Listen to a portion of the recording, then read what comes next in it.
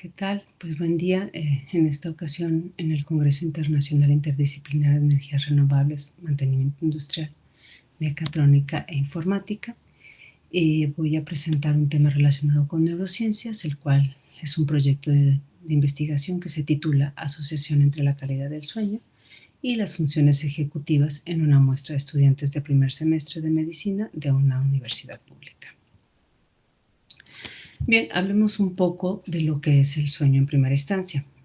Sabemos que el sueño es una necesidad fisiológica, ya que mantiene al cuerpo en una homeostasis o en una regulación fisiológica completa. También es una etapa de procesos neuroendocrinos y procesos dentro del organismo que nos van a llevar a un estado dinámico donde las neuronas actúan diferente en los estados de vigilia que en los estados de sueño, lo cual va a producir la consolidación de los procesos neurocognitivos cuando estamos en los estados de sueño. Esto, bueno, está regulado mediante neurotransmisores cerebrales y se lleva a cabo por los denominados ritmos biológicos intrínsecos que tienen un carácter periódico, o también los que conocemos como ritmo circadiano, o también llamados ciclo vigilia-sueño, que sabemos que en el humano constan de 24 horas aproximadamente. Durante lo largo de la vida del ser humano, el promedio de horas sueños va cambiando. Esto debido a que también el descanso, los procesos fisiológicos y sobre todo los procesos cognitivos van a cambiar y los requerimientos van a ser diferentes durante su periodo de crecimiento. Es decir, por ejemplo, los niños que son considerados de 0 a 13 años duermen aproximadamente de 16 a 18 horas al día, mientras que los jóvenes de 14 a 17 años tienden a dormir de 8 a 12 horas al día. Ya los que están en etapa adultos, que se consideran de 18 a 64 años, bueno, van a dormir un promedio de 5 a 9 horas, pero estos periodos de sueño se van a dividir en tres tipos, es decir, los adultos o cada tipo de adulto tiene diferentes periodos de horas sueño, los cuales les son beneficiosos. Hay adultos que pueden dormir menos de 5 horas y con eso ya les permite tener una consolidación cognitiva y una etapa de descanso completo. Hay otros que tenemos un sueño medio que es aproximadamente o comúnmente lo llamado de 7 a 8 horas, y hay otros que requieren de un periodo de sueño largo, es decir, mayor de 9 horas para poder llegar a un descanso y poder también tener una consolidación cognitiva. En los adultos mayores, aquellos que son más de 65 años, el tiempo de horas sueños se ve reducido, sobre todo de manera nocturna, de 6 a 8 horas. Esto debido a cambios en estructuras cerebrales. Y si hablamos un poco de la neurobiología del sueño, bueno, como habíamos comentado, el sueño se requiere para el descanso, es decir, se requiere para el restablecimiento o conservación de la energía del cuerpo del ser humano. Ayuda a la restauración física, neurológica y psicológica de un ser vivo. También promueve los procesos de cognición, es decir, ayuda a la consolidación de distintas formas de memoria. De manera fisiológica, también elimina radicales libres que se acumulan durante el día, regula y restaura también la actividad eléctrica del cerebro o de manera cortical, ayuda a la regulación térmica, regula también la actividad metabólica y, entre otras cosas, activa al sistema inmune. Es por eso que se requieren periodos de sueños adecuados para tener una salud completa. Y bueno, hablando lo químico o los neurotransmisores, pues también ayuda a la regulación neuroendocrina en cuanto a liberación de neurotransmisores y de ciertas hormonas. Bueno, sabemos, y se han hecho muchísimos estudios sobre esto, que La calidad del sueño en los estudiantes es mala, es decir, es insuficiente la cantidad de horas sueño que tienen los estudiantes, sobre todo los estudiantes universitarios. Se tiende a reducir el tiempo de sueño para poder conseguir estos objetivos académicos que se plantean durante la etapa universitaria. Y sobre todo lo hemos visto muy marcado en estudiantes de la carrera de medicina. Los estudiantes de primer año son los más vulnerables a este tipo de cambios y los que se ven más afectados por la reducción en su tiempo de horas sueño, dada la transición que sufren entre el bachillerato y la universidad, ya que la demanda académica es muy diferente entre estas dos partes. Y bueno, de manera histórica se ha sabido que los estudiantes de medicina sufren de una mala calidad del sueño, lo cual a la larga puede deteriorar las funciones cognitivas y esto a su vez afectar su rendimiento académico. Hay una relación existente entre funciones ejecutivas y sueño. La calidad del sueño puede influir en las capacidades cognitivas que permiten a los estudiantes desarrollar sus habilidades académicas. Aunque hay diversos estudios sobre estos dos puntos, realmente no se ha llegado a ningún resultado de tipo concluyente.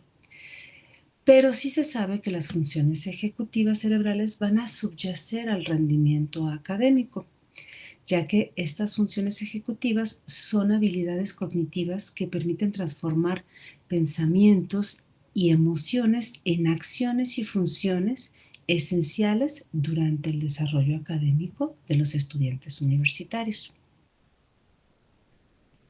Dentro de las funciones ejecutivas que están involucradas en lo que es la actividad académica tenemos el control de la atención, el procesamiento de la información, el establecimiento de metas, la flexibilidad cognitiva, por supuesto, y flexibilidad de la memoria.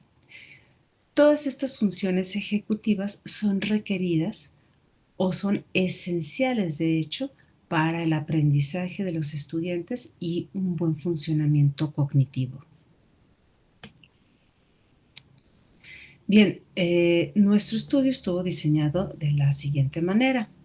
Es un estudio de tipo cuantitativo, descriptivo correlacional transversal, no experimental. Se realizó durante el periodo comprendido entre agosto y diciembre de 2021. Es importante resaltar que durante este periodo, la universidad donde se aplicó el estudio aún se encontraba en virtualidad debido a la pandemia, por lo cual todos los instrumentos que se aplicaron y todo el proceso experimental fue de manera virtual y a distancia, puesto que nos encontrábamos en pandemia y esto también creemos que afectó los resultados finales que obtuvimos. Como población, se tomó una población de estudiantes de primer semestre de la carrera de médico cirujano y partero en una universidad pública ubicada al sur de Jalisco, en México, y la muestra se calculó con un intervalo de confianza del 95%, con un error esperado del 5%. En total, tuvimos una N de 38 estudiantes mediante este muestreo que fue de tipo probabilístico por conglomerados. Dentro de los criterios de inclusión solamente se tomó el ser estudiante de primer semestre de la carrera de médico cirujano y partero y, por supuesto, estar de acuerdo en participar en el estudio. Las variables que se tomaron fueron variables sociodemográficas como sexo, edad, si vivían o no con sus padres, si compartían o no habitación y sobre todo si trabajaban o no, para saber si esto afectaba directamente sobre el tiempo que ellos podían dedicarle a las horas sueño. Como variable independiente, bueno, estaba la calidad del sueño y como variable dependiente tenemos las funciones ejecutivas.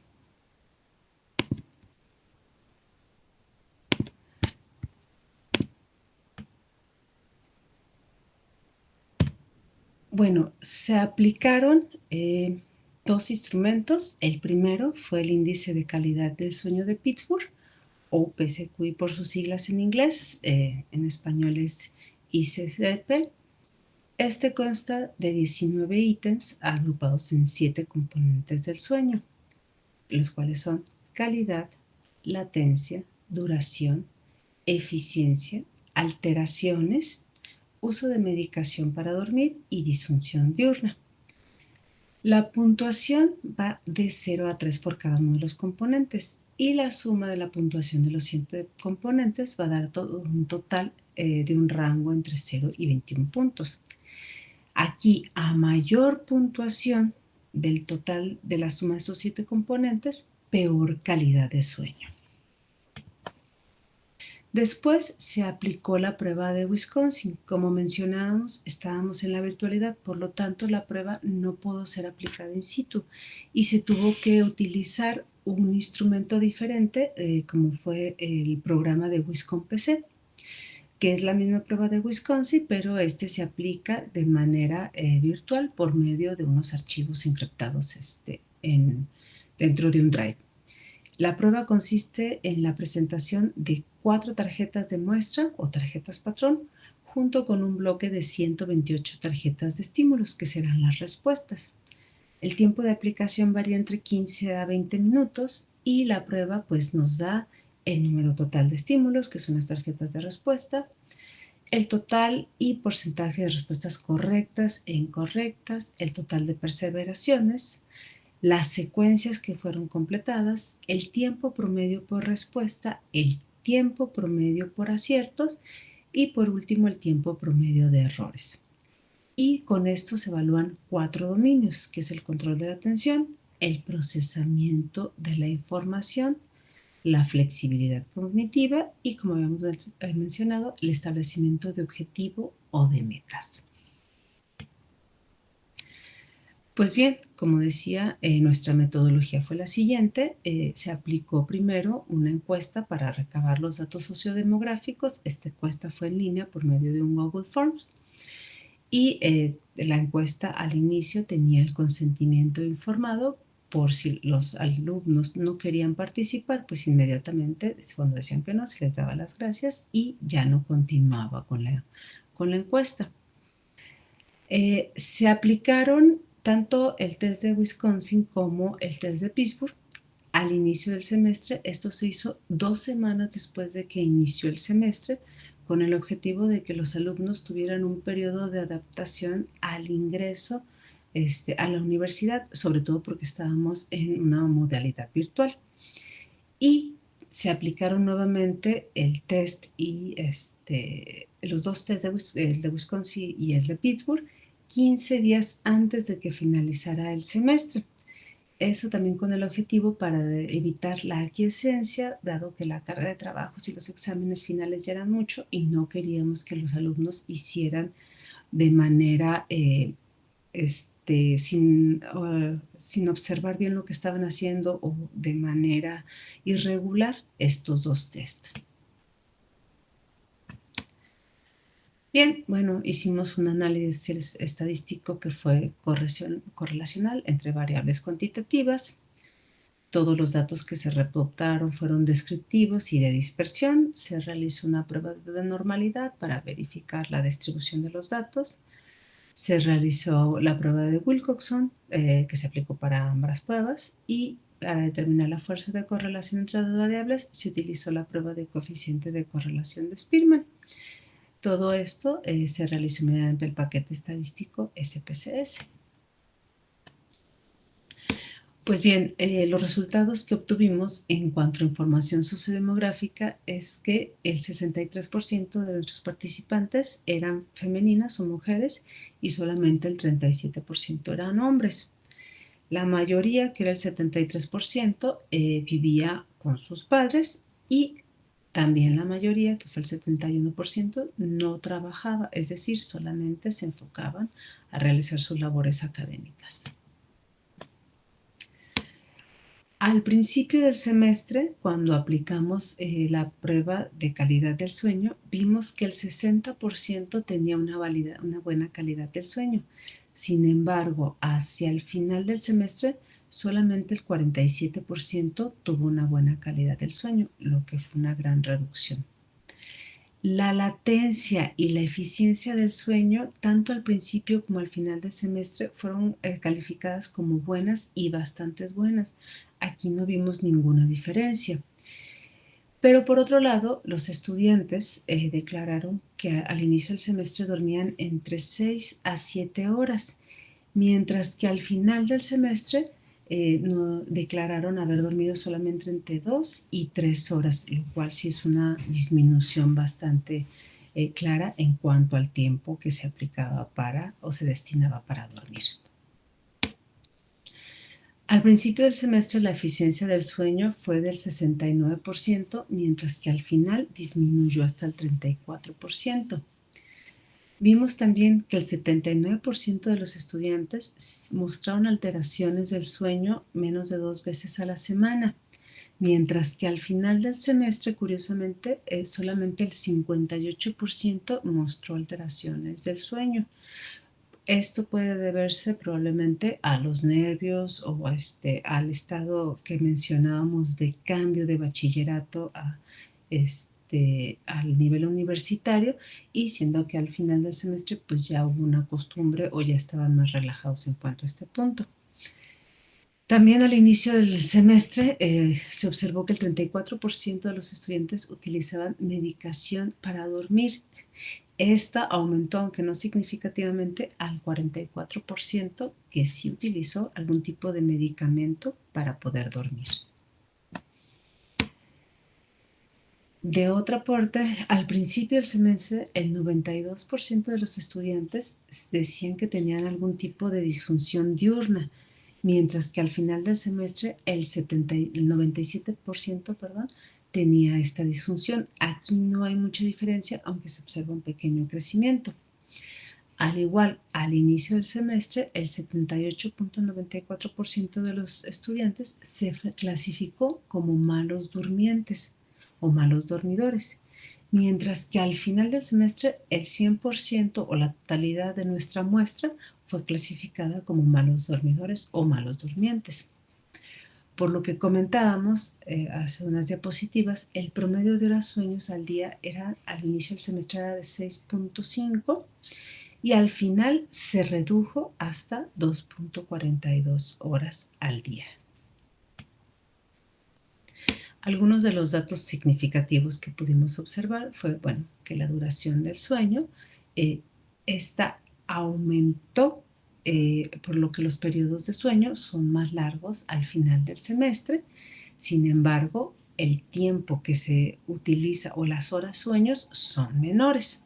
Aun cuando su duración sea más larga, quiere decir que los estudiantes no despiertan o los alumnos no despiertan tan seguido como lo hacían al inicio del semestre, pero duermen menos tiempo.